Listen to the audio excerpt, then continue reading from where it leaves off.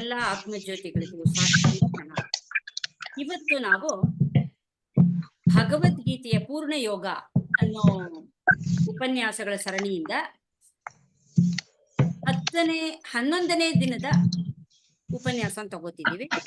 ಅದರಲ್ಲಿ ಚಾಪ್ಟರ್ 10 ಅದ್ರ ವಿಷಯ ಕವರ್ ಆಗತ್ತೆ. ಮೊದಲು ಪ್ರಾರ್ಥನೆ ಮಾಡೋಣ.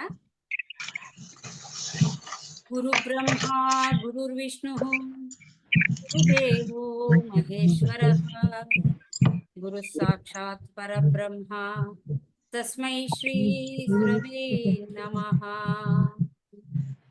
ಸದಾಶಿವ ಸಮಾರಂಭಾ ಶಂಕರಾಚಾರ್ಯ ಮಧ್ಯಮಾ ಅಸ್ಮದಾಚಾರ್ಯ ಪರ್ಯಂತ ನಮಾಮಿ ಗುರು ಪರಂಪರಾ.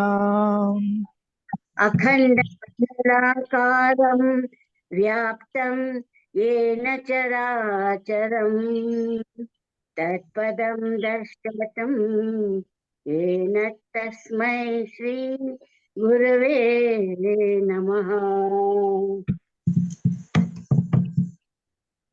ನಾರಾಯಣ ಅದ ಹೇಳಿ. ನಾರಾಯಣ ಸಮಾರಂಭಾಂ ಶಂಕರಾಚಾರ್ಯ ಮಧ್ಯಮಾಂ ಅಸ್ಮದಾಚಾರ್ಯ ಪರ್ಯಂತಾಂ ವಂದೇ ಗುರು ಪರಂಪರಾಂ. ನಿಜವಾಗ್ಲೂ ನೀವು ಪಾಪ ಎಲ್ರಿಗೂ ಹೆಲ್ಪ್ ಆಗ್ಲಿ ಅಂತ ಕ್ವಶನ್ ಇದೆಲ್ಲ ನೋಟ್ಸ್ ಎಲ್ಲ ಕಳಿಸ್ಬಿಟ್ಟಿದ್ದೀನ. ಅಯ್ಯೋ ನೋಟ್ಸ್ ಅಲ್ಲ, ಸುಮ್ನೆ ಪಾಯಿಂಟ್ಸ್ ಮಾಡಿದೆ. ಅದು ಸಾಕಲ್ಲ. ಅಷ್ಟು 2 ಗಂಟೆ ಲೆಕ್ಚರ್ ಅನ್ನ 3 ಪೇಜಲ್ಲಿ ಅಳವಡಿಸಿದ್ದೀರಲ್ಲ, ಅಡಕವಾಗಿ ಮಾಡಿದ್ದಾರೆ ನೋಡಿ. ನಿಜವಾಗ್ಲೂಪ್ಪ. You have taken enough pains. I congratulate you. Thank you ಪಾ. ನಾನು ಸುಮ್ನೆ ರಫ್ ಹಾಗೆ ನನ್ಗೋಸ್ಕರ ಮಾಡ್ದೆ, ಇಲ್ಲದ್ರೆ ಇನ್ನ ನೀಟಾಗಿ ಕಳಿಸ್ತಾ ಇದ್ದೆ. ಇಲ್ಲ ಬೇಕಾದಷ್ಟು. ಅಯ್ಯೋ ಇನ್ನೆಷ್ಟು ನೀಟು. ಅದು ರೆಡ್ಡಿಂಗ್ ಕಲ್ಲೆಲ್ಲ ಮಾರ್ಕ್ ಮಾಡಿ ತುಂಬಾ ಚೆನ್ನಾಗಿ ಮಾಡಿ ಕಳಿಸಿದ್ದೀರಾ. ಅದು ಎಲ್ರಿಗೂ ಇವತ್ತೇ ಜಾಯಿನ್ ಆಗಕ್ ಹೆಲ್ಪ್ ಆಯ್ತು ಅಲ್ವಾ? ಓಕೆ, ಶುರು ಮಾಡೋಣ. ಪ್ರಶ್ನೆಗಳು ಮಾಡಿದ್ದೀರಾ? ರೆಡಿ ಮಾಡಿದ್ದೀರಾ? ಮಾಡಿ ಹೇಳಿ. ವಿಭೂತಿ ಯೋಗ ಅಂದ್ರೆ ಏನು ಹೇಳ್ತೀರಾ? ನಾನು ಹೇಳ ಮಿಸ್. ಹೇಳಿ. ವಿಭೂತಿ ಒಳಗಣ್ಣು ತೆರೆಯಲಿ ಅಂತ ಹಚ್ಚಿಕೊಳ್ಳೋದು ನಾವು. ವಿಭೂತಿ ಅಂದ್ರೆ ಭಗವಂತನ ಗರಿಮೆ ಪುನಃ ನೆನಪಾಗಲಿ ಅಂತ ವಿಭೂತಿ ಆಜ್ಞಾಚಕ್ರದಲ್ಲಿ ಹಚ್ಚಿಕೊಳ್ಳೋದು. ಆಜ್ಞಾಚಕ್ರದಲ್ಲಿ ಮನಸ್ಸು ಹೋಗಲಿ,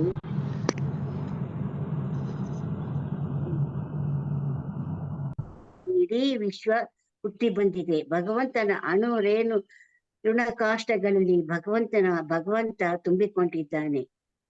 ಚರಾಚರ ವಸ್ತುಗಳಲ್ಲಿ ಇದೇ ಭಗವಂತನ ಮಹಿಮೆ. ಈ ಮಹಿಮೆಗೆ ವಿಭೂತಿ ಯೋಗ ಅಂತ ಹೇಳ್ತಾರೆ ಮಿಸ್. ಯೋಗಾನು ಹೇಳ್ಬಿಡ್ತೇನೆ. ಯೋಗ ಅಂದ್ರೆ ಭಗವಂತನ ಶಕ್ತಿಗೆ ಯೋಗ ಮಾಯೆ ಅನ್ನೋದು.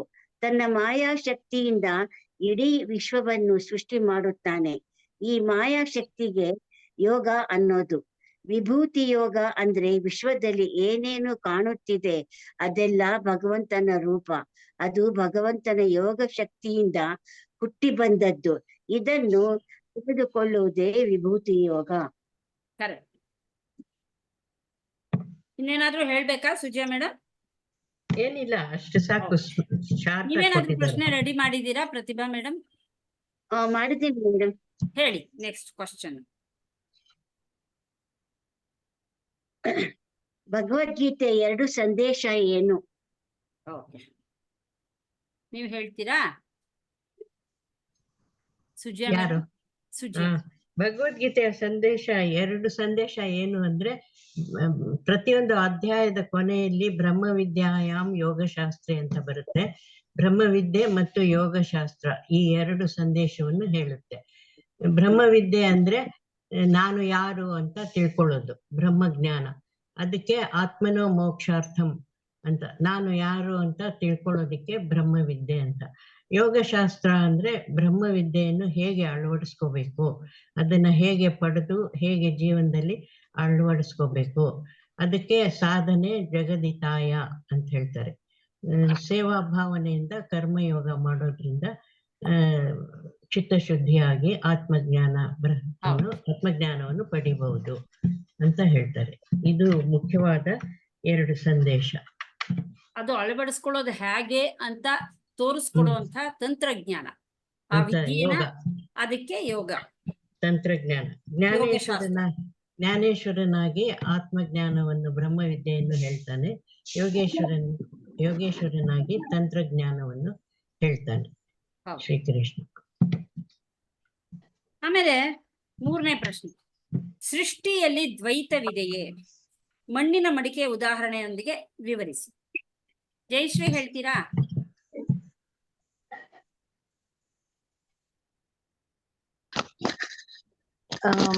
ಮ್ಯಾಮ್ ನಾನು ಒಂದು 10 ನಿಮಿಷ ಆದ್ಮೇಲೆ ಹೇಳ. ಓಕೆ. ಪ್ರಸನ್ನ ಲಕ್ಷ್ಮಿ ಹೇಳಿ.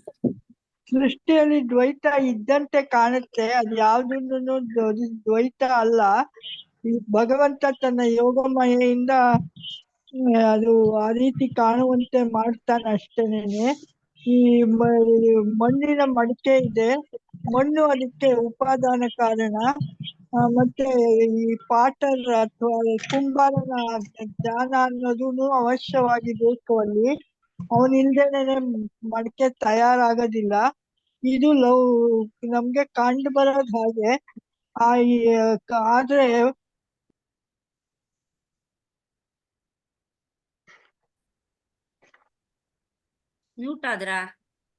ಮ್ಯೂಟ್ ಆಗ್ಬಿಟ್ಟಿದೆ ಪ್ರಸನ್ನ ಲಕ್ಷ್ಮಿ.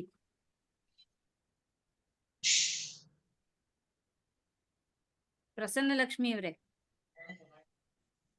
ಬಾಯ್ಪ ಅನ್ಮ್ಯೂಟ್ ಮಾಡಿ.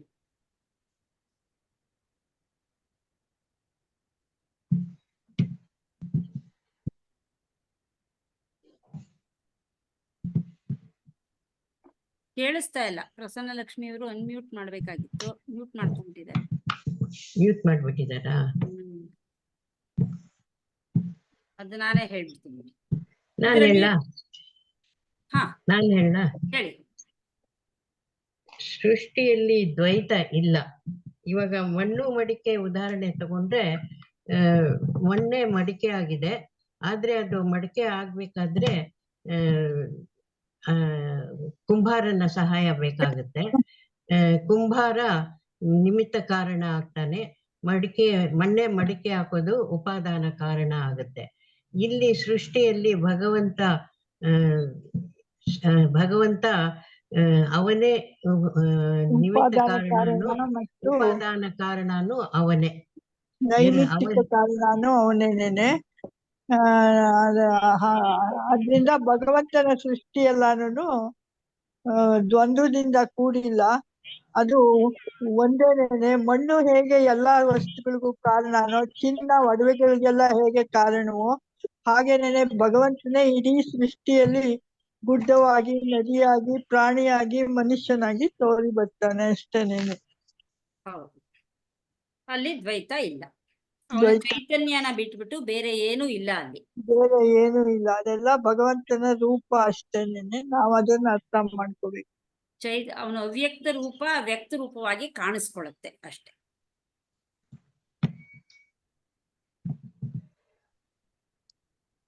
ಇನ್ನೇನ್ ಪ್ರಶ್ನೆ ಏನಾದ್ರು ಮಾಡಿದ್ದೀರಾ ಸುಜಯಾ ಮೇಡಮ್?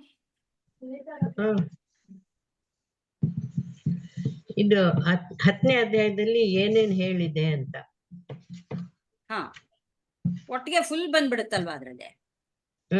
ಬರೀ ಪಾಯಿಂಟ್ಸ್ ಅಂದ್ರೆ ಅದು 1 ರಿಂದ 3ಗೆ ವಿಭೂತಿ ಯೋಗ, 4 ರಿಂದ 7 ಭಗವಂತನ ಮಹಿಮೆ, 8 ರಿಂದ 11 ವಿರಾಟ್ ಪುರುಷನ ಉಪಾಸನೆ, 12 ರಿಂದ 18 ಅರ್ಜುನನ ಪ್ರಶ್ನೆ, ಆಮೇಲೆ 19 ರಿಂದ 42 ಭಗವಂತನ ಅನಂತ ರೀತಿಯಾದ ಮಹಿಮೆ, ವಿಭೂತಿ. ಈಗ ನಾನು ಪ್ರಶ್ನೆ ಕೇಳಿದೆ, ಕಣ್ಣಿಗೆ ಕಾಣದ ಭಗವಂತನನ್ನ ತಿಳಿದುಕೊಳ್ಳೋದು ಹೇಗೆ? ಪ್ರತಿಭಾ ಮೇಡಮ್ ಹೇಳ್ತೀರಾ?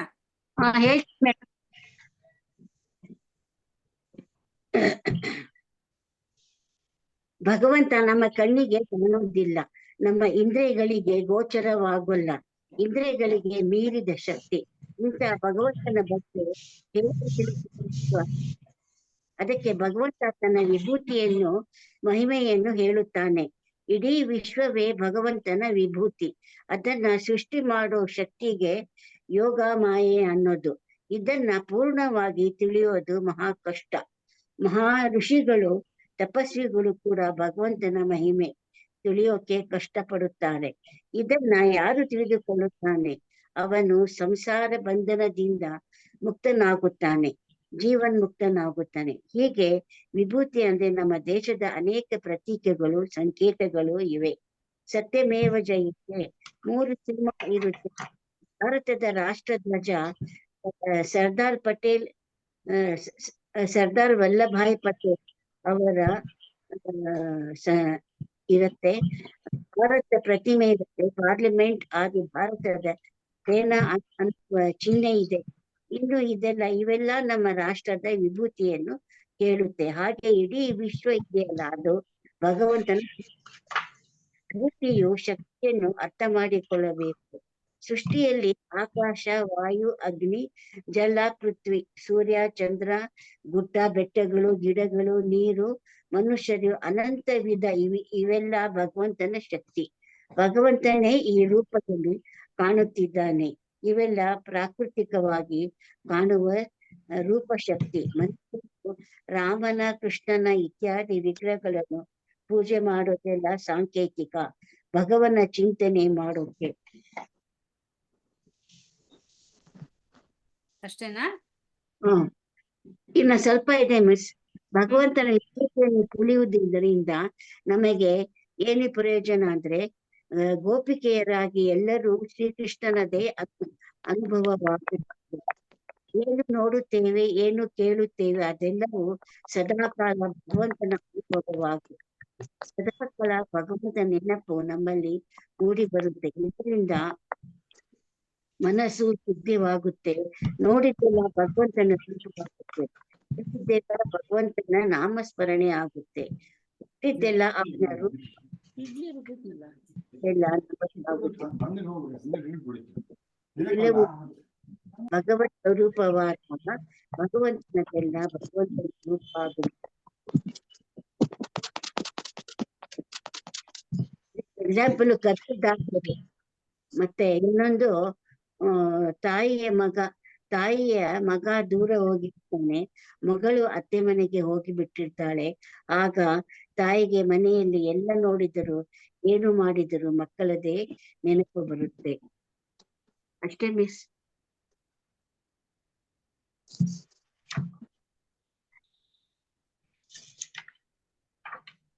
ಏನಾದ್ರೂ ಸೇರಿಸ್ಬೋದಿದ್ಯಾ ಸುಜ್ಯಾ ಮೇಡಮ್? ಮೇಡಮ್, ಇದು ಕರೆಕ್ಟ್ ಆನ್ಸರ್ ಏನ್ ಹೇಳ್ಬೇಕು ಗೊತ್ತಾಗ್ತಾ ಇಲ್ಲ, ನೀವೇ ಹೇಳಿಪ್ಪ. ಅಂದ್ರೆ ಭಗವಂತನ ಇರುವಿಕೆ, ಕಣ್ಣು ಕಾಣದೇ ಇರೋ ಭಗವಂತನ ತಿಳಿದುಕೊಳ್ಳೋದು ಹೇಗೆ ಅಂತ.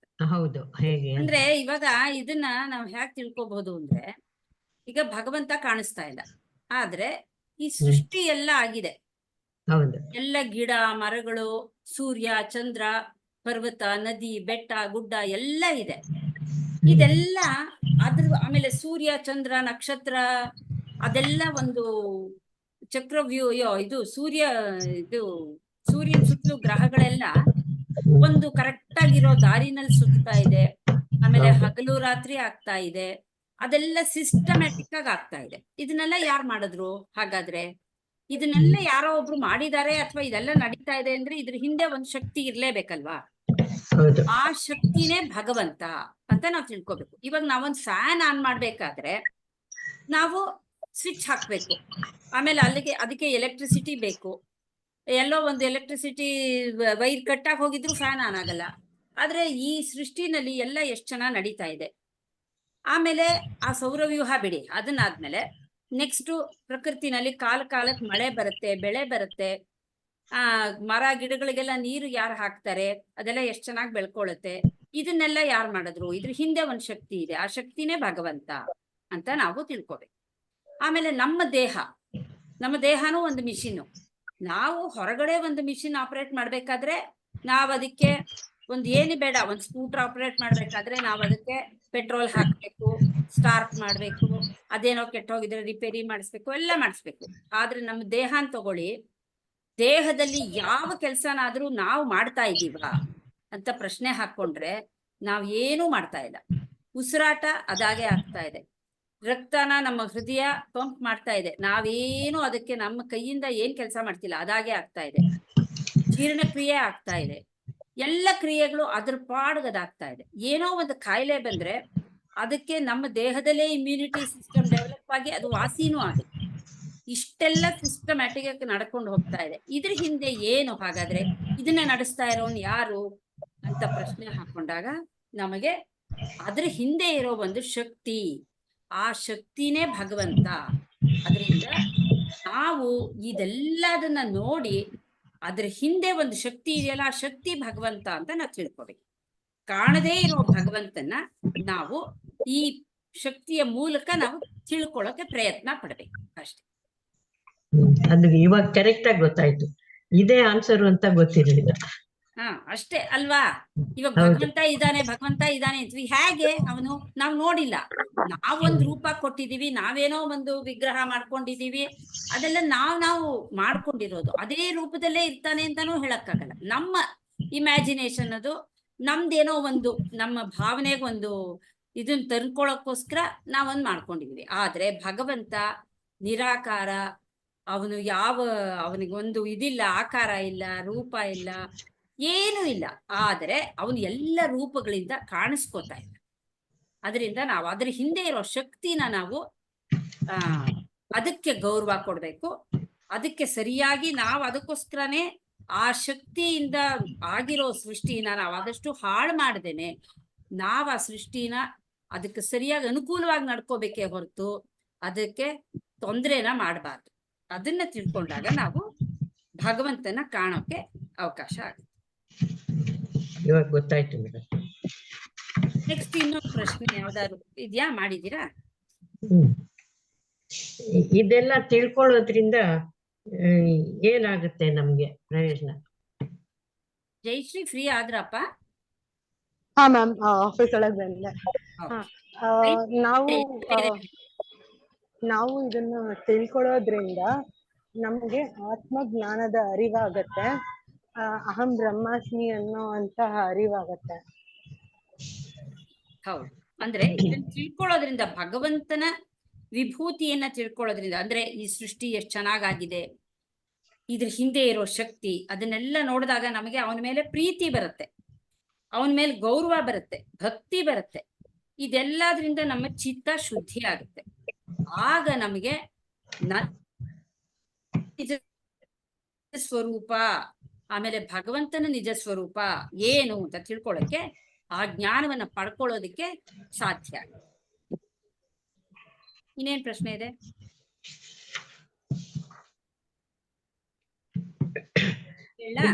ಇದನ್ನ ಯಾವ ರೀತಿಯಾಗಿ ತಿಳ್ಕೋಬೇಕು? ಯಾವ ರೀತಿಯಲ್ಲಿ ತಿಳ್ಕೋಬೇಕು? ಲಕ್ಷ್ಮಿ ಹೇಳ್ತಾರ?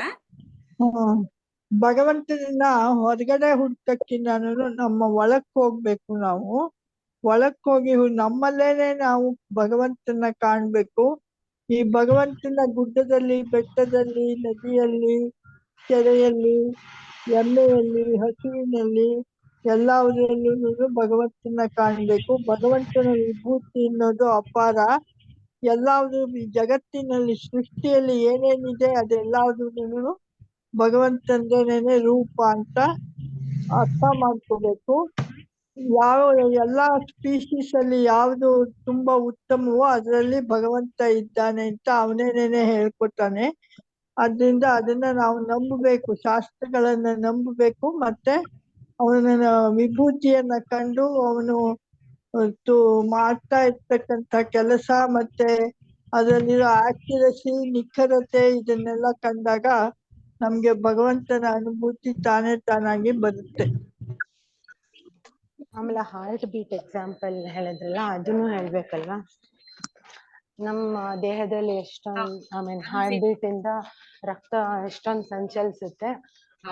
ಆ ಎನರ್ಜಿ ಜನರೇಟ್ ಆಗೋದು ನಮ್ಗೆ 30 ಕಿಲೋಮೀಟರ್ ಓಡಾಡೋ ಅಷ್ಟು ದೂರ ಅಥವಾ ಇಲ್ಲಿಂದ ಚಂದ್ರನ್ ತನಕ ಹೋಗಿ ಬರೋ ಅಷ್ಟು ದೂರ ತನಕ ರೀಚ್ ಆಗುತ್ತೆ. ಅದು ಒಂದು ಹೇಳ್ಬೋದು.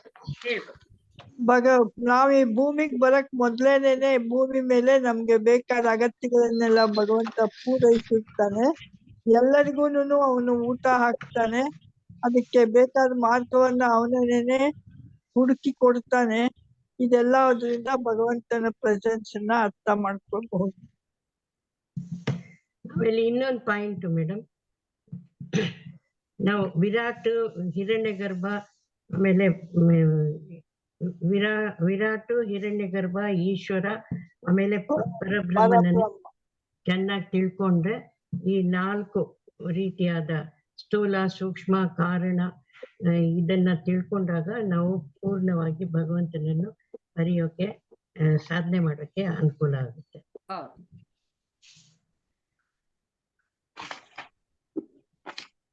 ಇನ್ನೇನ್ ಪ್ರಶ್ನೆ ಇದೆ? ಇನ್ ನೆಕ್ಸ್ಟ್ ಒಂದು ಎಲ್ಲ ಕಂಪ್ಯಾರಿಸನ್ ಅಲ್ಲ, 12ನೇ ಶ್ಲೋಕದಿಂದ 15ನೇ ಶ್ಲೋಕದವರೆಗೆ ಪ್ರಶ್ನೆ ಕೇಳ್ತಾನೆ ಅರ್ಜುನ. ಮ್ಯಾಮ್, ಮನು ಬಗ್ಗೆ ಪ್ರಶ್ನೆ ಇದೆ. ಇವಾಗ ಯಾವ ಮನ್ವಂತರ ನಡೀತಾ ಇದೆ? ವೈವಸ್ವತ ಮನ್ವಂತರ. 14 ಮನ್ವಂತರಗಳಿದೆ. ವೈವಸ್ವತ ಮನ್ವಂತರ ನಡೀತಾ ಇದೆ.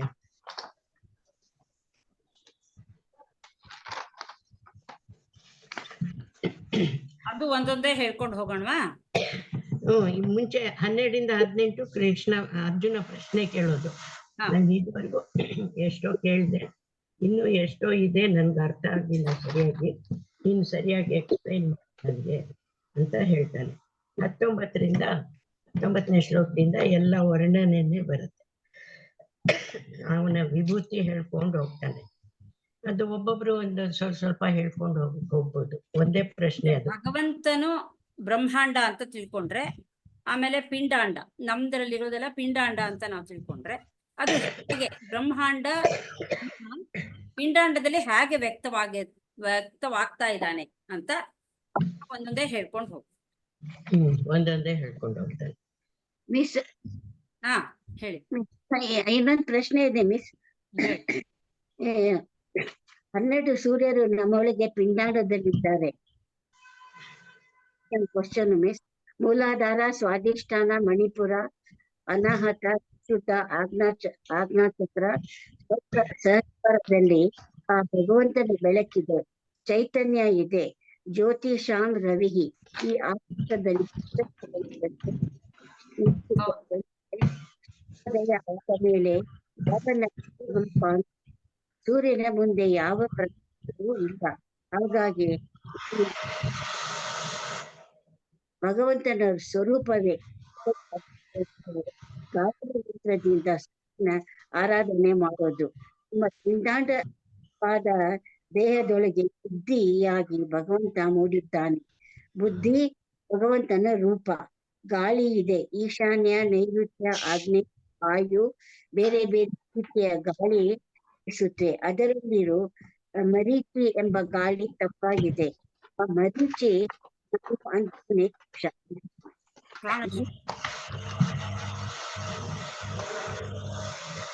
ಈಗ ಮುಂದೆ ಚಂದ್ರನ್ ಯಾವ್ದಕ್ ಹೋಲಿಸಿದ್ದಾರೆ? ನಮ್ಮ ಮನಸ್ಸಿಗೆ. ವೇದಗಳಲ್ಲಿ ಸಾಮವೇದ, ಬ್ರಹ್ಮ ಅಂದ್ರೆ ಸಾಮವೇದ. ಅದು ನಮ್ಮಿದ್ರಲ್ಲಿ ನಮ್ಮ ಸಮಚಿತ್ತ ಸ್ಥಿತ ಪ್ರಜ್ಞತ್ವ. ಹೌದು, ಸ್ಥಿತ ಪ್ರಜ್ಞತ್ವ. ಆಮೇಲೆ ದೇವತೆಗಳಲ್ಲಿ ಇಂದ್ರ, ವಾಸವ ಅಂತಾರೆ ಇಂದ್ರ. ಪಿಂಡಾಂಡದಲ್ಲಿ ಚೈತನ್ಯ, ಇಂದ್ರಿಯ ನಿಗ್ರಹ. ಇಂದ್ರಿಯ ನಿಗ್ರಹ. ಇಂದ್ರ ಅಂದ್ರೆ ಇಂದ್ರಿಯ ನಿಗ್ರಹಕ್ಕೆ ಬರುತ್ತೆ. ಮನಸ್ಸು, ಬುದ್ಧಿ, ಇಂದ್ರಿಯಗಳನ್ನ ನಿಯಂತ್ರಣೆ ಮಾಡುವುದು. ಅಂದ್ರೆ ಇಂದ್ರಿಯಗಳ ಮೂಲಕ ಸ್ಥೂಲವಾದ ವಿರಾಟ್ ಪ್ರಪಂಚ, ಮನಸ್ಸಿನಿಂದ ಸೂಕ್ಷ್ಮವಾದ ಹಿರಣ್ಯ ಗರ್ಭ, ಅದೆರಡು ಪ್ರಪಂಚ ಕಾಣಿಸುತ್ತೆ. ಅದನ್ನು ಮೀರಿ ಬುದ್ಧಿಯಲ್ಲಿ ತಾನು ಚೈತನ್ಯ ಅನ್ನೋ ಜ್ಞಾನವನ್ನ ಪಡೆಯೋದು. ಇಂದ್ರಿಯಗಳ ಮೂಲಕ ನಾವು ಮಾಡ್ತಾರೆ. ಆಮೇಲೆ ಮುಂದೆ ಏಕಾದಶ ರುದ್ರರಲ್ಲಿ ಬ್ರಹ್ಮಾಂಡದಲ್ಲಿ ಇರೋದು ಯಾವುದು, ಪಿಂಡಾಂಡದಲ್ಲಿ ಇರೋದು ಯಾವುದು? ಬ್ರಹ್ಮಾಂಡದಲ್ಲಿ ರುದ್ರ ಅಹಂಕಾರ, ಪಿಂಡಾಂಡದಲ್ಲಿ ಬ್ರಹ್ಮಾಂಡದಲ್ಲಿ ಶಂಕರ, ಪಿಂಡಾಂಡದಲ್ಲಿ ಅಹಂಕಾರ. ಪರಿಶುದ್ಧ ಮಾಡುವ ಅಹಂಕಾರ. ನೆಕ್ಸ್ಟ್ ಬ್ರಹ್ಮಾಂಡದಲ್ಲಿ ಯಕ್ಷ, ಗಂಧರ್ವ, ಕಿನ್ನರರ ಅಧಿಪತಿಯಾದ ಕುಬೇರ. ಪಿಂಡಾಂಡದಲ್ಲಿ ಆಸೆ. ಆಸೆ. ಬ್ರಹ್ಮಾಂಡದಲ್ಲಿ ಅಷ್ಟದಿಕ್ಪಾಲಕರಲ್ಲಿ ವಸುಗಳಲ್ಲಿ ಪಾವಕ. ಪಾವಕ. ಪಾವಕ ಅಂದ್ರೆ ಪರಿಶುದ್ಧ ಮಾಡುವ ಬೆಂಕಿ. ಪಿಂಡಾಂಡದಲ್ಲಿ ಜಠರಾಗ್ನಿ. ಜಠರಾಗ್ನಿ. ಜಠರಾಗ್ನಿ.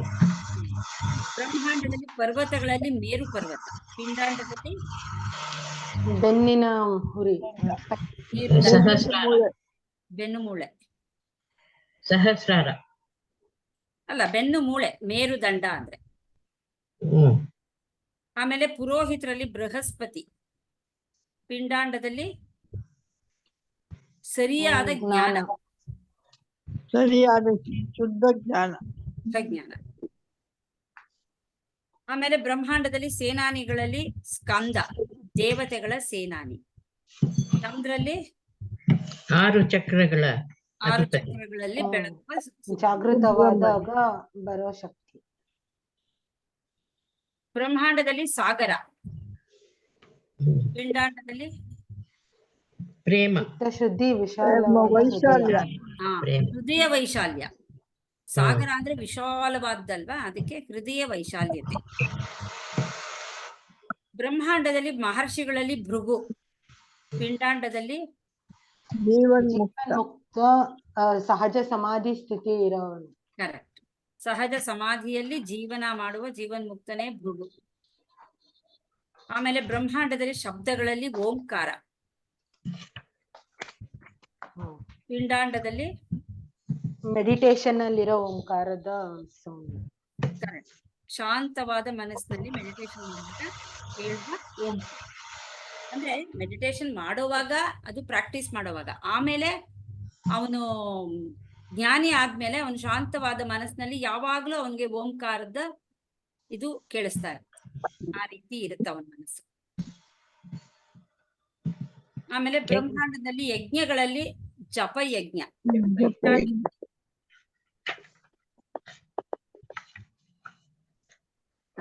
ಪಿಂಡಾಂಡದಲ್ಲಿ ಅಜಪವಾಗುತ್ತೆ.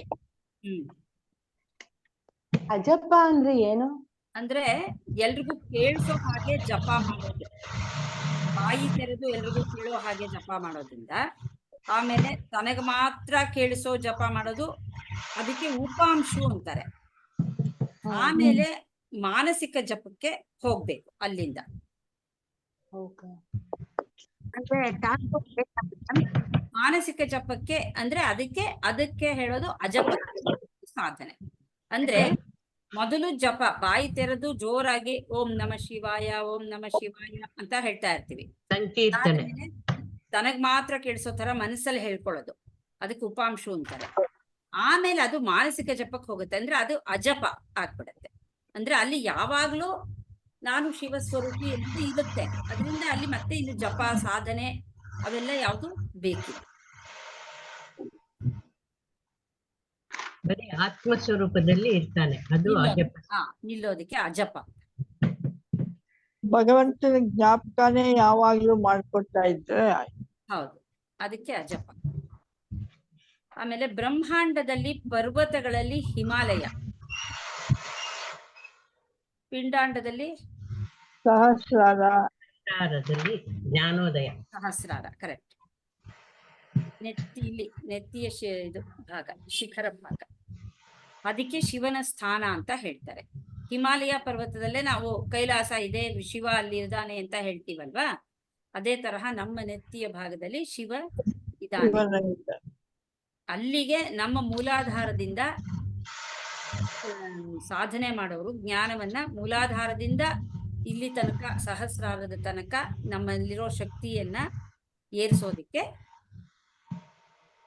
ಸಾಧನೆ ಅಂತ ಹೇಳ್ತಾರೆ, ಯೋಗ ಅಂತ ಹೇಳ್ತಾರೆ. ವೃಕ್ಷಗಳಲ್ಲಿ ಬ್ರಹ್ಮಾಂಡದಲ್ಲಿರುವುದು ಅಶ್ವತ್ಥ ವೃಕ್ಷ. ಅಶ್ವತ್ಥ. ಪಿಂಡಾಂಡದಲ್ಲಿ ಕರ್ಮ ಬಂಧನದಿಂದ ಬಿಡಿಸಿಕೊಳ್ಳೋದು. ಹಾ, ಈಗ ಅಶ್ವತ್ಥ ವೃಕ್ಷಕ್ಕೆ ಇನ್ನೂ ಕೆಲವು ಇದನ್ನ ಹೇಳಿದಾರಲ್ಲ, ಹೌದು. ಊರ್ಧ್ವ ಮೂಲ ಮದ ಶಾಖ. ಆಮ್ಲಜನಕದ ಉತ್ಪಾದನೆ ಹೆಚ್ಚು ಮಾಡುತ್ತೆ. ಬರುತ್ತೆ. ಆಮೇಲೆ ಅದಕ್ಕೆ ಅಶ್ವವನ್ನು ಕಟ್ಟುವ ಮರ ಅಂತಾನು ಹೇಳ್ತಾರೆ.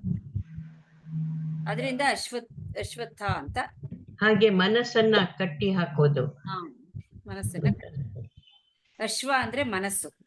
ಅದನ್ನ ಮೂಲಾಧಾರದಿಂದ ಆಜ್ಞಾಚಕ್ರದ ತನಕ ತಗೊಂಡು ಹೋಗಿ ಕಟ್ ಹಾಕ್ಬೇಕು. ಅದಕ್ಕೆ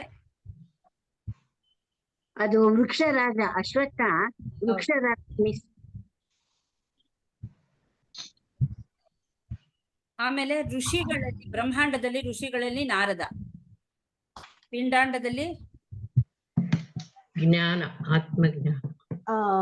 ಅದೇ ಎಚ್ಚರ ನಿದ್ದೆ ಕನಸು ಮೂರರಲ್ಲೂ ತ್ರಿಲೋಕ ಸಂಚಾರ. ಸಾಕ್ಷಿಯಾಗಿ ಭಗವಂತನ ಜ್ಞಾನ, ಅವೇಕಂಡ್ ಇಂಟೆಲಿಜೆನ್ಸ್. ಸಾಕ್ಷಿ ಭಾವ. ಋಷಿ ಅಂತ ಇರೋನು ಅವನಿಗೆ ಅರಿತ್ಕೊಳ್ಳೋ ಬುದ್ಧಿ ಇರುತ್ತಲ್ಲ ಸಾಕ್ಷಿಯಾಗಿ, ಅದಕ್ಕೆ ತ್ರಿಲೋಕ ಸಂಚಾರಿಯಾದ ನಾರದ. ಇಲ್ಲಿ ತ್ರಿಲೋಕಗಳು ಅಂದ್ರೆ ಎಚ್ಚರ, ಕನಸು, ಗಾಢ ನಿದ್ದೆ, ಅದನ್ನ ತಗೋತಾರೆ. ಸ್ವಿಚ್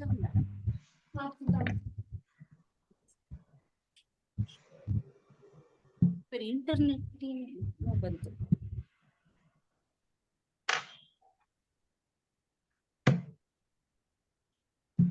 ನೆಕ್ಸ್ಟ್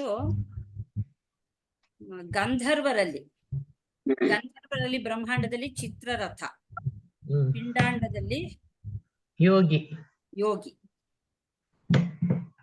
ಧ್ಯಾನಾವಸ್ಥೆಯಲ್ಲಿ ಮನಸ್ಸಿನ ಶಾಂತಗೊಳಿಸಿಕೊಂಡು ಯೋಗ ಸ್ಥಿತಿಯಲ್ಲಿ ಇರೋದು ಇರೋನು ಯೋಗಿ. ಬ್ರಹ್ಮಾಂಡದಲ್ಲಿ ಸಿದ್ಧರಲ್ಲಿ ಕಪಿಲ, ಜ್ಞಾನ ಮತ್ತೆ ಸಿದ್ಧಿ ಎರಡನ್ನೂ ಹೊಂದಿರೋನು ಋಷಿ ಅವನು. ಪಿಂಡಾಂಡದಲ್ಲಿ ನಿಜವಾದ ಆತ್ಮಜ್ಞಾನ, ಆತ್ಮಜ್ಞಾನಿ ಜೀವನ್ ಮುಕ್ತ. ಬ್ರಹ್ಮಾಂಡದಲ್ಲಿ ಆಯುಧಗಳಲ್ಲಿ ವಜ್ರಾಯುಧ, ಪಿಂಡಾಂಡದಲ್ಲಿ ಬೆನ್ನುಮೂಳೆ.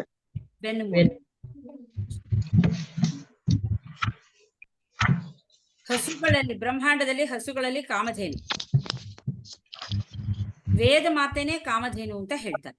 ಪಿಂಡಾಂಡದಲ್ಲಿ ಆಸೆ, ಆಪ್ತಕಾಮ. ಆಸೆ ಹೋಗಿ ಆಪ್ತಕಾಮ ಆಗೋದು. ಅಂದ್ರೆ ಮನಸ್ಸು ಶುದ್ಧವಾಗಿರುವಾಗ ನಾವ್ ಏನು ಕಾಮನೆ ಇರುತ್ತಲ್ಲ, ಅಂದ್ರೆ ನನ್ನಲ್ಲಿ ಎಲ್ಲ ಇದೆ, ನಂಗೇನು ಬೇಡ ಅನ್ನಿಸ್ತು. ನಾನು ಆತ್ಮ ಸ್ವರೂಪಿ ಅಂತ ತಿಳ್ಕೊಳ್ಳೋ ಆಸೆ ಇರುತ್ತಲ್ಲ, ಅದು ಕಾಮಧೇನು. ಆಮೇಲೆ ಬ್ರಹ್ಮಾಂಡದಲ್ಲಿ ಸೃಷ್ಟಿ ಕಾರ್ಯದ ಮುಂದುವರಿಕೆಯಲ್ಲಿ ಕಂದರ್ಪ, ಪಿಂಡಾಂಡದಲ್ಲಿ ಕಾಮ, ಆಸೆಗಳು. ಬ್ರಹ್ಮಾಂಡದಲ್ಲಿ ಸರ್ಪಗಳಲ್ಲಿ ವಾಸುಕಿ, ಪಿಂಡಾಂಡದಲ್ಲಿ ಜೀವನ್ ಮುಕ್ತಿ, ಆತ್ಮಜ್ಞಾನ, ಶೇಷ ಕರ್ಮಗಳು. ಶೇಷ. ನಮ್ಮ ಕೆಳಗಿನ 3 ಚಕ್ರ ಇದೆಯಲ್ಲ, ಮೂಲಾಧಾರ, ಸ್ವಾಧಿಷ್ಠಾನ, ಮಣಿಪುರ, ಬರೀ ಭಯ, ಮೈಥುನ, ಆಹಾರ, ಇದ್ರ ಮೂರರಲ್ಲೇ ಇರ್ತೀವಿ ನಾವು ಸಾಮಾನ್ಯವಾಗಿ. ಆ 3ರಲ್ಲೇ ಎಲ್ಲ ಪ್ರಾಣಿಗಳು ಕಾಲ ಕಳೆಯೋದು, ಆ 3ರಲ್ಲೇನೆ ಅವ್ರ ಜೀವನ ಪೂರ್ತಿ ಕಳೆಯೋದು, ಆ 3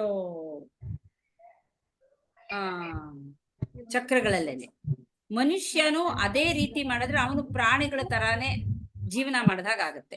ಅವನು ಅಲ್ಲಿರೋ ಕುಂಡಲಿನಿ ಶಕ್ತಿ ಅಂದ್ರೆ ಅದೇ ಹಾವಿನ ರೂಪ, ಅಂದ್ರೆ ವಾಸುಕಿ ಅಂತ ಹೇಳ್ತಾರಲ್ಲ, ಅದಕ್ಕೆ ಸರ್ಪ ರೂಪದಲ್ಲಿರೋ ಮಲಗಿರೋ ಕುಂಡಲಿನಿ ಶಕ್ತಿಯನ್ನ ಎಬ್ಬಿಸಿ ಅದನ್ನ ಮೇಲ್ಗಡೆಗೆ ಸಹಸ್ರಾರದ ತನಕ, ಆಜ್ಞಾಚಕ್ರದ ತನಕ ತಗೊಂಡು ಹೋಗಿ ಸಹಸ್ರಾರದಲ್ಲಿರೋ ಶಿವನಲ್ಲಿ ಐಕ್ಯ ಮಾಡೋದೆ.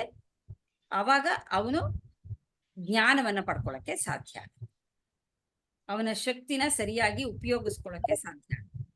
ಇದಕ್ಕೆ ಸಮುದ್ರ ಮಂಥನನ ಹೋಲಿಸ್ತಾರೆ. ಸಮುದ್ರ ಮಂಥನ ಮಾಡಿದಾಗ ಹೇಗೆ ಅಲ್ಲಿ ಏನೇನು ವಸ್ತುಗಳು ಸಿಕ್ತಲ್ಲ, ವಿಷ, ಅಮೃತ ಎಲ್ಲಾನು ಸಿಕ್ತು, ಹಾಗೆ ನಮ್ಮ ಮೂಲಾಧಾರದಿಂದ ನಮ್ಮ ಶಕ್ತಿಯನ್ನ ಒಂದೊಂದೇ ಚಕ್ರಗಳಿಂದ ಮೇಲಕ್ಕೆ ಏರಿಸ್ಕೊಂಡು ಹೋಗೋದನ್ನ ಸಮುದ್ರ ಮಂಥನಕ್ಕೆ ಹೋಲಿಸುತ್ತೆ. ಕೊನೆಗೆ ಅಮೃತ ಸಿಗೋ ತರ ಆ ಶಿವನಲ್ಲಿ ನಮ್ಮ ಶಕ್ತಿ ಜಾಯಿನ್ ಆದಾಗ ಅಲ್ಲಿ ಅಮೃತ ಸಿಗುತ್ತೆ, ಅಂದ್ರೆ ಆನಂದ. ನಮ್ಮ ಪಿತೃದೇವತೆ. ನಾಗಗಳಲ್ಲಿ ಅನಂತ. ಹಾ ಹೌದು. ಅನಂತ. ಸರ್ಪದಲ್ಲಿ 2 ವಿಧ, ಒಂದು ವಿಷ ಭರಿತ ಸರ್ಪ, ಒಂದು ವಿಷ ಇಲ್ಲದೆ ಸರ್ಪ. ವಿಷ ಇರೋದು ವಾಸುಕಿ, ವಿಷ ಇಲ್ಲದೆ ಇರೋದು ಅನಂತ. ಅನಂತ. ಅನಂತಾನೆ ಶೇಷಶಯನ ಆಗಿ ವಿಷ್ಣುವಿಗೆ ಹಾಸಿಗೆ ಹಾಗೆ ಇರ್ತಾನೆ. ವಿಷ್ಣುವಿಗೆ ಹಾಸಿಗೆ ಆಗಿ ಇರ್ತಾನೆ, ಬೆಡ್. ಅನಂತ ಶೇಷ ಅನಂತನಲ್ಲಿ ಇಡೀ ಸಮಷ್ಟಿಯ ವಾಸನೆಗಳು ಅವನ್ರಲ್ಲಿ ತುಂಬಿಕೊಂಡಿರತ್ತೆ. ಇರುತ್ತೆ. ಶೇಷ ಅಂದ್ರೆ ಈ ಶೇಷ. ವಿದ್ಯ ವಾಸನೆಗಳೆಲ್ಲ ಅವನಲ್ಲಿ ಇರುತ್ತೆ. ಆ ವಾಸನೆಗಳಿಟ್ಕೊಂಡು ಸೃಷ್ಟಿ ಮಾಡ್ತಾನೆ ಪುನಃ. ಅಂದ್ರೆ ನಮ್ಮೆಲ್ಲರ ಅಂದ್ರೆ ಇಡೀ ಸಮಷ್ಟಿಯ ವಾಸನೆಗಳೆಲ್ಲ ಅಲ್ಲಿರುತ್ತೆ. ಆ ಸಮಷ್ಟಿಯ ವಾಸನೆಗಳನ್ನೆಲ್ಲ ಈ ಸೃಷ್ಟಿ ಕಾರ್ಯದಲ್ಲಿ ಆ ವಾಸನೆಗಳ ಹಂಚಿಕೆ ಆಗುತ್ತೆ. ತುಂಬಾ ಚೆನ್ನಾಗಿದೆ, ಸೈಂಟಿಫಿಕ್ ಆಗಿದೆ ಇದು. ನಿನ್ನೆ ಅವ್ರು ಹೇಳಿದ್ರಲ್ಲ, ಇದನ್ನ ಶೇಷನಾಗ ಅಂತ ಹೇಳ್ತಾರೆ. ಮುಂದಿನ ಸೃಷ್ಟಿ ಕಾರ್ಯಕ್ಕೆ ಇದೇ ಉಪಯೋಗ ಆಗೋದು. ಇದನ್ನ ವಿಶ್ವದ ಅಜ್ಞಾನ ಅಂತ ಹೇಳ್ತಾರೆ. ಅಂದ್ರೆ ಆ ಅಜ್ಞಾನ ಇರೋದ್ರಿಂದಾನೇ ಸೃಷ್ಟಿ ಆಗೋದಲ್ವಾ. ಹೌದು. ಸೃಷ್ಟಿ ಆದಾಗ ಅಜ್ಞಾನ ಅಂದ್ರೆ ನಾನು ಯಾರು ಅಂತ ಗೊತ್ತಿಲ್ಲದೆ ಇರೋದ್ರಿಂದ ಸೃಷ್ಟಿನಲ್ಲಿ ನಾವು ಅದ್ರಲ್ಲಿ ಸೇರ್ಕೊಂಡು ಈ ನೋವು ಎಲ್ಲ ಸಂಸಾರದ ಸಾಗರದಲ್ಲಿ ಮುಳುಗೋಗಿರ್ತೀವಿ. ಜೀವರ ಕರ್ಮಗಳು. ಅದೇ ರೀತಿ ನಮ್ಮ ಸಂಚಿತ ಕರ್ಮನ ಈ ಶೇಷನಾಗಂಗೆ ಹೋಲಿಸ್ತಾರೆ. ಹೌದು. ಅಂದ್ರೆ ಸಂಚಿತ ಕರ್ಮದ ಊಟೆಯಿಂದ ನಾವು ನಮ್ಮ ಪ್ರಾರಬ್ಧ ಕರ್ಮನ ಹೊತ್ಕೊಂಡು ಬರ್ತೀವಲ್ಲ, ಇಲ್ಲಿ ಭೂಮಿ ಬರ್ತೀವಲ್ಲ, ಅದಕ್ಕೆ ಶೇಷನಾಗಂಗೆ ಹೋಲಿಸ್ತಾರೆ. ಜಲದೇವತೆಗಳಲ್ಲಿ ವರುಣ ಅಂದ್ರೆ ಸಮುದ್ರದ ಜೀವರಾಶಿ ಉತ್ಪತ್ತಿಗೆ ಕಾರಣ ಆದ್ರು. ಇದರ ಪಿಂಡಾಂಡದಲ್ಲಿ ನಮ್ಮಲ್ಲಿ ನಮ್ಮ ದೇಹದೊಳಗಡೆ ಇರುವಂತ ರಕ್ತ ಸಂಚಾರಕ್ಕೆ. ಅದೇ ಏನೇನು ನೀರಿನ ಅಂಶ ಇರುತ್ತಲ್ಲ ಅದೆಲ್ಲಾನು ನಮ್ಮ ದೇಹದಲ್ಲಿ ಒಂದು 70% ನೀರೇ ಇರುತ್ತೆ. ಬೆವರು, ಮೂತ್ರ, ರಕ್ತ ಎಲ್ಲಾನು ನೀರಿನ ಅಂಶ ಹೊಂದಿರೋ ಅದನ್ನ ಪಿಂಡಾಂಡದಲ್ಲಿರೋ ಚೈತನ್ಯ ಅಂತ, ಚೈತನ್ಯ ಭಗವಂತ ಅಂತ ಹೇಳ್ತಾರೆ. ಅದನ್ನ ವರುಣ ದೇವತೆಗೆ ಹೋಲಿಸಿದ್ದಾರೆ. ಪಿತೃದೇವತೆಗಳಲ್ಲಿ ಆರ್ಯಮ, ಪಿಂಡಾಂಡದಲ್ಲಿ ತಂದೆ ತಾಯಿಗಳು, ಶಿವಶಕ್ತಿ. ಶಿವಶಕ್ತಿಯರು. ಶಿವಶಕ್ತಿನೇ ಪಿತೃದೇವತೆಗಳಲ್ಲಿ ಶಿವಶಕ್ತಿಯರೇ ಪಿತೃದೇವತೆಗಳು. ಸಹಸ್ರಾರದಲ್ಲಿರುವ ಶಿವಶಕ್ತಿಯೇ ಪಿಂಡಾಂಡದಲ್ಲಿ ಮೃತ್ಯು ದೇವತೆಯಾದ ಯಮ, ಪಿಂಡಾಂಡದಲ್ಲಿ ಇಂದ್ರಿಯ ನಿಗ್ರಹ.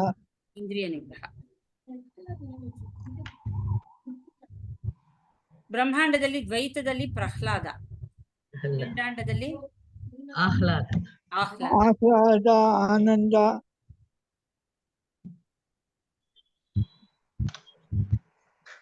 ಬ್ರಹ್ಮಾಂಡದಲ್ಲಿ ಕಾಲವನ್ನು ಕಾಪಾಡುವ ಕಾಲ,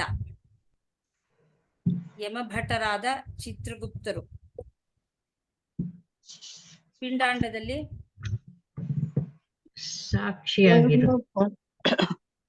ಸಾಕ್ಷಿಯಾಗಿ ಆತ್ಮಜ್ಞಾನ ಮಾಡ್ಕೊಳ್ಳೋದು. ಅಂದ್ರೆ ಬ್ರಹ್ಮಾಂಡದಲ್ಲಿ ಕಾಲವನ್ನು ಕಾಪಾಡುವ ಕಾಲ, ಅವನು ಕಾಲವನ್ನು ಮೀರಿದ ಕಾಲನಾದ ಭಗವತ್ ಚೈತನ್ಯ. ಅವನಿಗೆ ಯಾವ ಕಾಲ ಗೀಲ ಏನು ಇಲ್ಲ, ಅವನು ಕಾಲವನ್ನ ಮೀರಿದವನು. ಅದೇ ರೀತಿ ನಮ್ಮ ಪಿಂಡಾಂಡದಲ್ಲಿ ಎಚ್ಚರ, ಕನಸು, ಗಾರ್ಡನ್ ಇದ್ರೆ ಎಲ್ಲ ಕಾಲಗಳನ್ನ ಮೀರಿರೋರು ಆಗಿದ್ರಿಂದ ಸಾಕ್ಷಿಗೆ ಅದು ಗೊತ್ತಾಗತ್ತೆ. ಅದರಿಂದ ಸಾಕ್ಷಿನೇ ಕಾಲವನ್ನು ಕಾಪಾಡುವ ಕಾಲ. ಪ್ರಾಣಿಗಳ ರಾಜ ಸಿಂಹ ಬ್ರಹ್ಮಾಂಡದಲ್ಲಿ, ಪಿಂಡಾಂಡದಲ್ಲಿ ಜ್ಞಾನಶಕ್ತಿ. ಮನಸ್ಸನ್ನ ಹತೋಟಿನಲ್ಲಿರುವಂತ ಜ್ಞಾನಶಕ್ತಿ.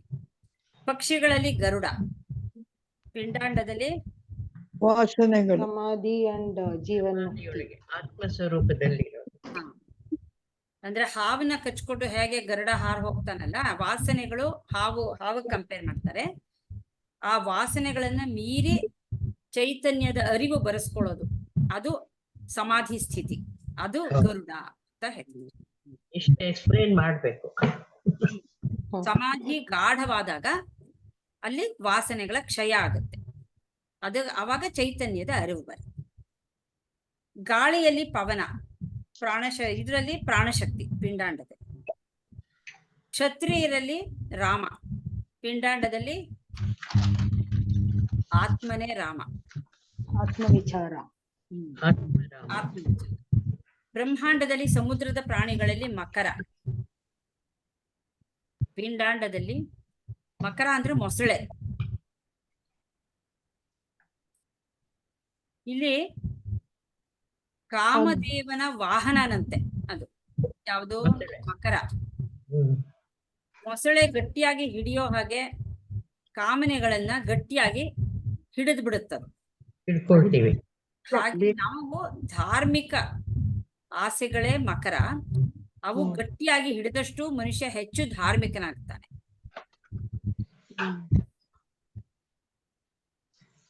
ನದಿಗಳಲ್ಲಿ ಗಂಗಾ ನದಿ, ಪಿಂಡಾಂಡದಲ್ಲಿ ಜ್ಞಾನಗಂಗಾ. ಜ್ಞಾನಗಂಗೆ. ಬ್ರಹ್ಮಾಂಡದಲ್ಲಿ ಆದಿ ಮಧ್ಯ ಅಂತ್ಯ ಭಗವಂತನೇ, ಪಿಂಡಾಂಡದಲ್ಲಿ ತುರಿಯ.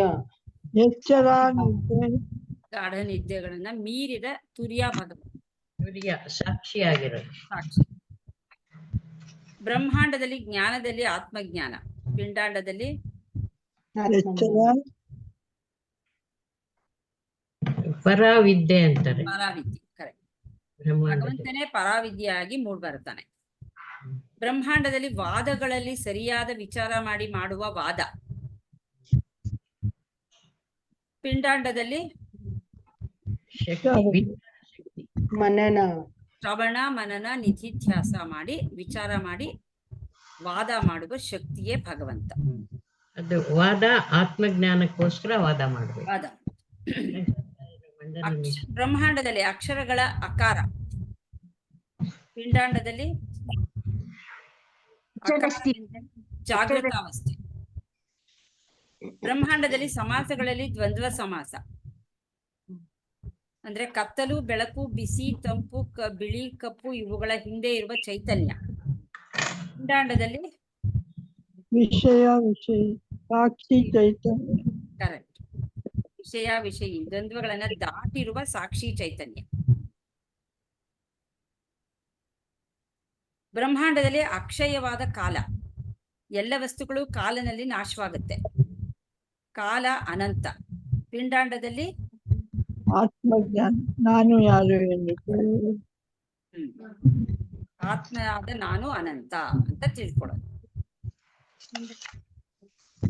ಅನಂತನಾದ ಆತ್ಮನಲ್ಲಿ ಎಲ್ಲ ಕಾಲಗಳು ಬಂದು ಹೋಗುತ್ತವೆ. ಬ್ರಹ್ಮಾಂಡದಲ್ಲಿ ಕರ್ಮಫಲದಾತ, ಪಿಂಡಾಂಡದಲ್ಲಿ ಅಜ್ಞಾನ ಹೋಗಿಸ್ಕೊಳ್ಳೋದು. ನಾನು ಕರ್ತ ಅಲ್ಲ ಭೋಗ್ತಾ ಅಲ್ಲ ಅಂತ ಇದ್ ಮಾಡೋದ್ರಿಂದ ಕರ್ಮ ಬಂಧನ ಇರೋಲ್ಲ.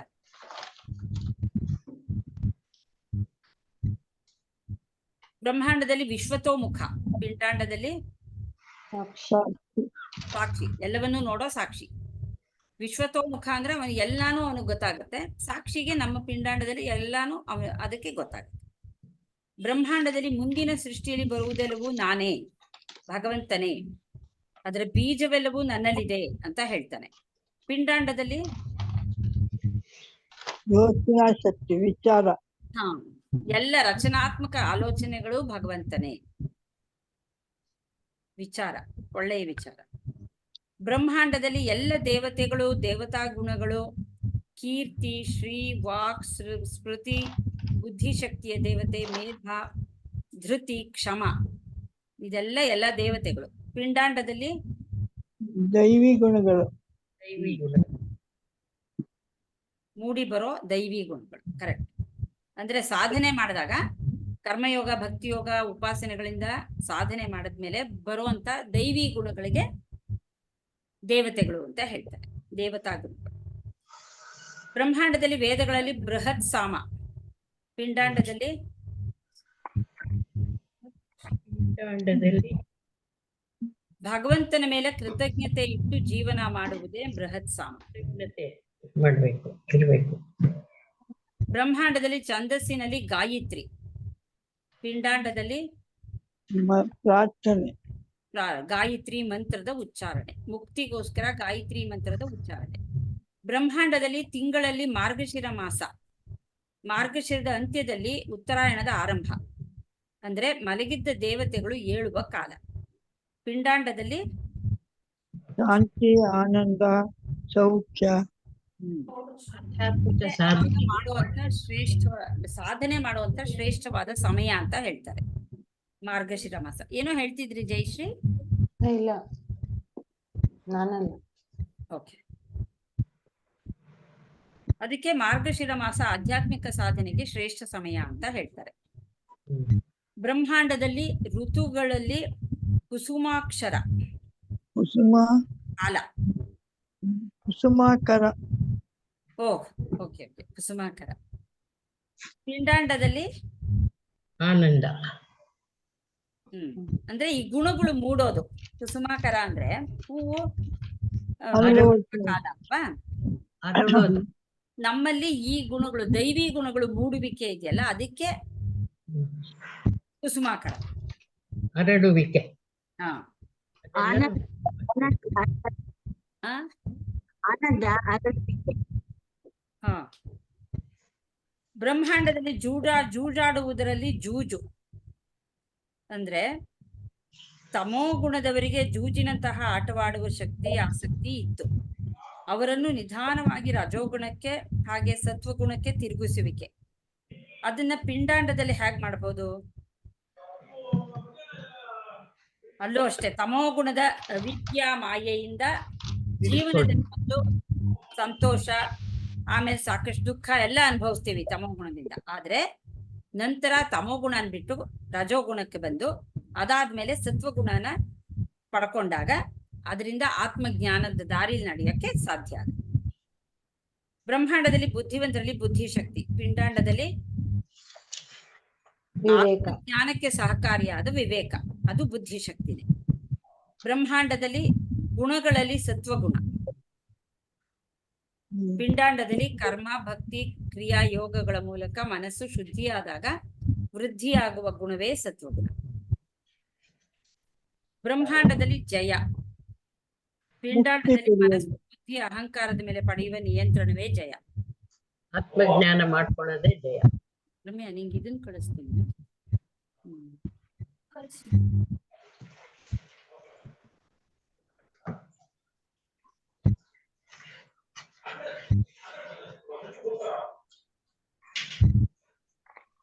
ಅಲ್ವಾ? 2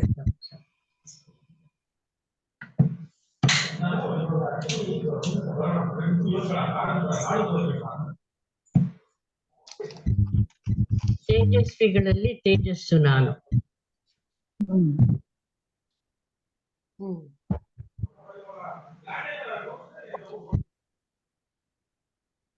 ಪಿಂಡಾಂಡದಲ್ಲಿ ಆಧ್ಯಾತ್ಮಿಕ ಕಳೆ, ಅದು ಭಗವಂತ. ಪಿಂಡಾಂಡದಲ್ಲಿ ಕಳೆ, ಪಿಂಡಾಂಡ ತೇಜಸ್ಸಿದ್ರೆ ಆಧ್ಯಾತ್ಮಿಕ ಸಾಧನೆಯಲ್ಲಿ ಮುಂದುವರಿಯುತ್ತಾ ಅವನ ಮನಸ್ಸು ಪ್ರಶಾಂತವಾಗುತ್ತದೆ. ಅವನ ಮುಖ ಶಾಂತಿ, ಅವನ ಪ್ರಶಾಂತ ಮೂಡಿ ಬರುತ್ತೆ. ಎಲ್ಲರೂ ಬಂದು ನಮಸ್ಕಾರ ಮಾಡುತ್ತಾರೆ. ಆಧ್ಯಾತ್ಮಿಕ ಕಲೆ ಅದು ಭಗವಂತ. ಆಯ್ತಾ? ಬ್ರಹ್ಮಾಂಡದಲ್ಲಿ ಇಚ್ಛಾಶಕ್ತಿ ಆಯ್ತಾ? ಆಯ್ತು ಮೇಡಮ್. ಪಿಂಡಾಂಡದಲ್ಲಿ ಶ್ರದ್ಧೆ, ಆಮೇಲೆ ಬ್ರಹ್ಮಾಂಡದಲ್ಲಿ ತೇಜಸ್ಸು, ಪಿಂಡಾಂಡದಲ್ಲಿ ಅದು ಆಧ್ಯಾತ್ಮಿಕ ತೇಜಸ್. ಕರೆಕ್ಟ್. ಆಧ್ಯಾತ್ಮಿಕ ಮಾರ್ಗದಲ್ಲಿ ಮುಂದುವರೆದಾಗ ಬರುವಂತ ಶಾಂತಿ, ಆ ಶಾಂತಿಯಿಂದ ಮುಖದಲ್ಲಿ ಒಂದು ಕಳೆ ಬರುತ್ತೆ. ಅದೇ ಅಲ್ಲ, ಅದು ಭಗವಂತ. ಆ ಕಳೆ ಇದೆಯಲ್ಲ, ಅದೇ ಭಗವಂತ. ಆಗ ಆಧ್ಯಾತ್ಮಿಕ ಕಳೆ ಇದೆಯಲ್ಲ, ಅದು ಕರೆಕ್ಟ್. ಬ್ರಹ್ಮಾಂಡದಲ್ಲಿ ವೃಷ್ಣಿ ಕುಲದಲ್ಲಿ ಹುಟ್ಟಿದ ಕೃಷ್ಣ, ವೃಷ್ಣಿ ಕುಲ. ಪಿಂಡಾಂಡದಲ್ಲಿ ವಾಸುದೇವ. ಸೆಲ್ಫ್ ವಾಸುದೇವ. ವಸತೀತ ವಾಸುದೇವ ಅಂತಾರಲ್ಲ, ಅಂದ್ರೆ ನಮ್ ದೇಹದಲ್ಲಿ ಇರೋನು ಅವನೇ, ಅದರಿಂದ ವಾಸುದೇವ ಶ್ರೀಕೃಷ್ಣ. ಬ್ರಹ್ಮಾಂಡದಲ್ಲಿ ಪಾಂಡವರಲ್ಲಿ ಅರ್ಜುನ, ಅಂದ್ರೆ ಕೃಷ್ಣನ ಸಾರಥ್ಯವನ್ನು ಕೋರಿ ಅವನಿಂದ ಆತ್ಮಜ್ಞಾನದ ಉಪದೇಶವನ್ನು ಬೇಡಿದ ಅರ್ಜುನ, ಶ್ರೇಷ್ಠ ಅವನು.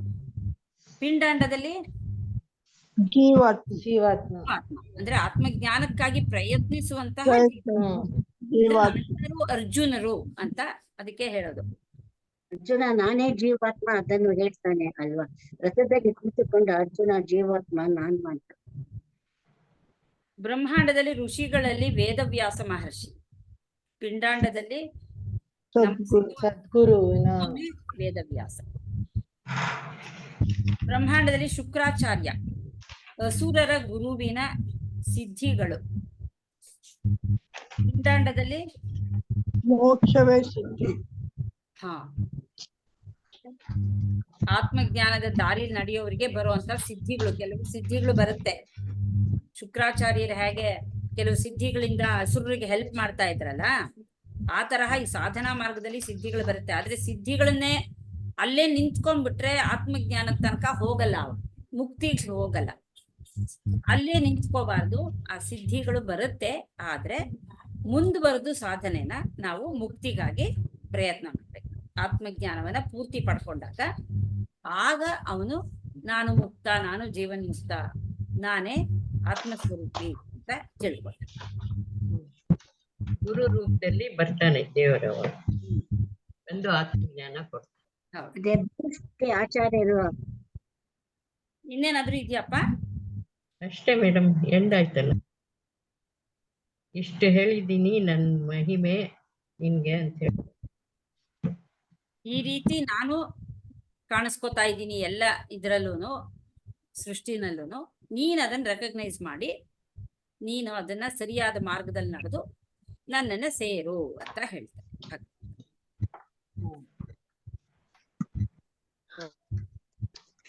ಇಲ್ಲಿಗೆ ಮುಗಿಸೋಣ ಅಲ್ವಾ? ಮಾಡ್ತಾರೆ. ಪ್ರೇಯರ್ ಮಾಡೋಣ. असतो मा सद्गमय तमसो मा ज्योतिर्गमय मृत्योर्मा अमृतंगमय. ओम शांति शांति ಶಾಂತಿ. ನಾನೆಂಬುದು ನಾನಲ್ಲ, ಈ ದೇಹ ಮನ ಬುದ್ಧಿ ನಾನಲ್ಲ, ಸಚ್ಚಿದಾನಂದಾತ್ಮ ಶಿವನಾನು ನಾನೇ, ಶಿವೋಹಂ ಶಿವೋಹಂ ಶಿವೋಹಂ.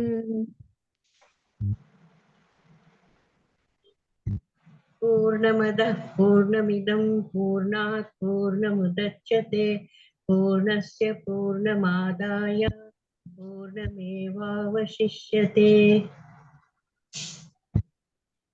ನಾನು ನಾನೆಂಬುದು ನಾನಲ್ಲ, ಈ ದೇಹ ಮನ ಬುದ್ಧಿ ನಾನಲ್ಲ, ಸಚ್ಚಿದಾನಂದಾತ್ಮ ಶಿವ ನಾನು ನಾನೇ, ಶಿವೋಹಂ ಶಿವೋಹಂ ಶಿವೋಹಂ. ಲೋಕಾಃ ಸಮಸ್ತಾಃ ಸುಖಿನೋ ಭವಂತು, ಲೋಕಾಃ ಸಮಸ್ತಾಃ ಸುಖಿನೋ ಭವಂತು, ಲೋಕಾಃ ಸಮಸ್ತಾಃ ಸುಖಿನೋ ಭವಂತು. ಓಂ ಶಾಂತಿ ಶಾಂತಿ ಶಾಂತಿ. ಹರಿ ಓಂ ಶ್ರೀ ಗುರುಭ್ಯೋ ನಮಃ.